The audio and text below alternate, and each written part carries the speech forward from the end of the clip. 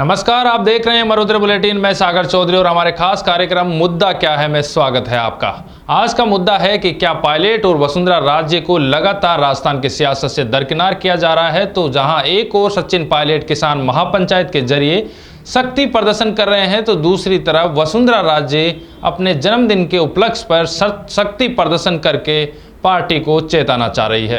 तो आज का मुद्दा है कि क्या राजस्थान में वसुंधरा और पायलट क्या शक्ति प्रदर्शन के जरिए अपनी पार्टियों को चेताना चाह रहे हैं। राजस्थान में दो दिग्गज नेताओं के शक्ति प्रदर्शन प्रदेश की सियासत में इस वक्त चर्चा का विषय है।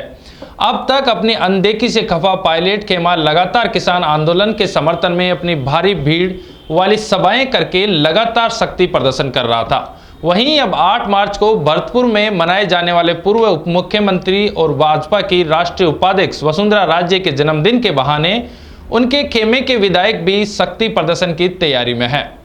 बड़ी बात यह है कि एक ओर जहां पायलट गुट उनके नेताजी की अनदेखी से खपा और निराश है, तो वहीं दूसरी ओर वसुंधरा राजे गुट की भी यही पीड़ा सामने आ रही है कि बीजेपी प्रदेश संगठन और आला स्तर पर उन्हें जो तवज्जो मिलनी चाहिए वो नहीं मिल रही है। ना ही राज्य को अगला सीएम पद के चेहरे के तौर पर प्रमोट किया जा रहा है। यही कारण रहा कि गहलोत सरकार पर आए संकट के वक्त भी वसुंधरा राजे खेमे ने सियासी उठापटक का विरोध किया और तो और राज्य समर्थक विधायकों ने इस उठापटक को राजनीतिक परंपराओं के खिलाफ तक बता दिया। इसी कड़ी में अब 8 मार्च को वसुंधरा राजे के जन्मदिन के बहाने ही सही एक बड़े सियासी शक्ति प्रदर्शन की तैयारी है। कांग्रेस के पायलट और बीजेपी की वसुंधरा भले ही दोनों इस मसले पर खुलकर बयानबाजी से बच रहे हो, लेकिन मानो दोनों एक ही बात कह रहे हो कि किसी बात पर मैं किसी से खफा हूं। मुझे दोस्तों से शिकायत है शायद, मुझे दुश्मनों से मोहब्बत है शायद। मैं इस दोस्ती दुश्मनी से खफा हूं और अब इन दोनों के बीच में सियासी जो जंग है वो पार्टी और पार्टियों के जो नेता है उनके बीच में खुलकर सामने आ रही है।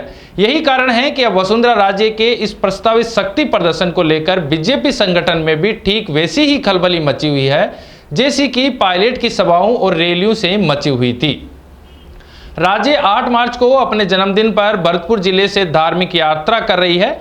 इस धार्मिक यात्रा को भी शक्ति प्रदर्शन से जोड़कर देखा जा रहा है, क्योंकि इसकी तैयारियां पूरे जोर शोर से चल रही है। इतना ही नहीं, कोटा में वसुंधरा समर्थकों की ओर से उन्हें दोबारा सीएम पेश बनाने की मांग भी उठाई गई। तो कई उनके खेमे के विधायक लगातार राजे की अनदेखी से नाराज हैं।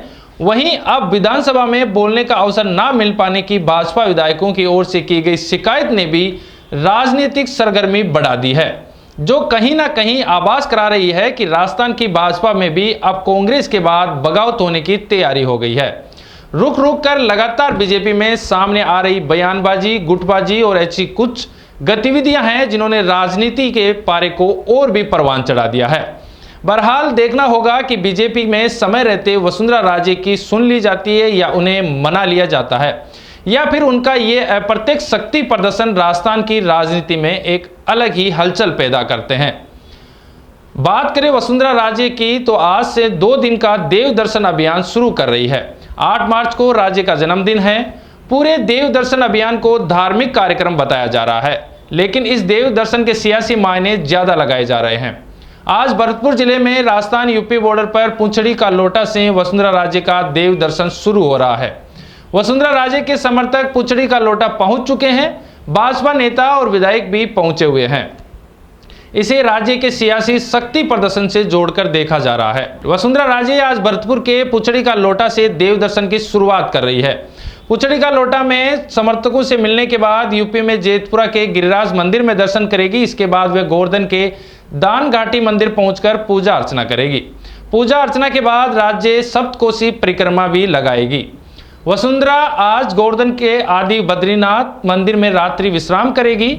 कल 8 बजे से राज्य सुबह आदि बद्रीनाथ के मंदिर से मंगला आरती सहित धार्मिक अनुष्ठानों में शामिल होगी। राज्य कल गोवर्धन से दोपहर में रवाना होकर भरतपुर के केदारनाथ मंदिर पहुंचेगी, जहां पूजा अर्चना करेगी। केदारनाथ मंदिर में पूजा अर्चना के बाद राज्य कल 3:30 बजे हेलीकॉप्टर से धौलपुर के लिए रवाना हो जाएगी। वसुंधरा राजे का ये कार्यक्रम भले ही धार्मिक हो, लेकिन पहले ही दिन इतने सियासी रूप ले लिया है कि वसुंधरा राजे के समर्थक भाजपा नेता और विधायक भी देव दर्शन अभियान के लिए पहुंच गए हैं। इस 2 दिन के देव दर्शन में पहुंचने वाले नेताओं के चेहरों पर सबकी निगाहें टिकी हुई है। आज और कल राज्य से मिलने कितने नेता और विधायक पहुंचते हैं, इस पर भाजपा की अंदरूनी सियासत के नैरेटिव का आसार नजर आ रहे हैं। भाजपा के भीतर चल रही वर्चस्व की लड़ाई में भी इस 2 दिन के आयोजन से बहुत कुछ निकल कर आना तय है। वसुंधरा राजे कोई राजनीतिक सभा नहीं कर रही है, लेकिन देव दर्शन के जरिए पार्टी नेतृत्व को सियासी ताकत जरूर दिखाने का प्रयास माना जा रहा है। वसुंधरा राजे के देव दर्शन के जरिए पहले बड़ा पॉलिटिकल शो करने की तैयारी थी। पूर्व मंत्री यूनिस खान और पूर्व भाजपा प्रदेशाध्यक्ष अशोक परनामी 2 सप्ताह पहले ही तैयारियों में जुट गए थे। बताया जाता है कि भाजपा के राष्ट्रीय अध्यक्ष जेपी नड्डा के जयपुर दौरे के बाद में राजे ने देव दर्शन कार्यक्रम में बड़ा सियासी शक्ति प्रदर्शन खुलकर करने की रणनीति में बदलाव कर दिया। अब बदली हुई रणनीति के तहत देव दर्शन कार्यक्रम हो रहा है। जन्मदिन पर समर्थक लगातार जुड़ते हुए नजर आ रहे हैं, लेकिन देखना यह होगा कि आने वाले समय में क्या पायलट और वसुंधरा राजे को खोया हुआ वर्चस्व वापस पार्टी में मिलता है या उनको दरकिनार कर दिया जाता है। लगातार बने रहिए हमारे साथ मरुधर बुलेटिन पे और देखते रहिए हमारे खास कार्यक्रम मुद्दा क्या है, जिसमें हम लेकर आएंगे अलग अलग मुद्दे जो आपको जानना और पहचानना जरूरी है। अगले कार्यक्रम में फिर मुलाकात होगी, तब तक के लिए जय हिंद, जय भारत। नमस्कार, मैं हूं सागर चौधरी और हमारा ये वीडियो आपको पसंद आया हो तो लाइक और शेयर जरूर करें और हाँ, हमारे चैनल को सब्सक्राइब और फॉलो करना बिल्कुल ना भूलें, ताकि देश और दुनिया की कोई खबर मिस ना हो। तो जुड़े रहिए हमारे साथ और देखते रहिए मरुधर बुलेटिन, क्योंकि जिसकी कोई नहीं सुनता उसकी सुनता है मरुधर बुलेटिन।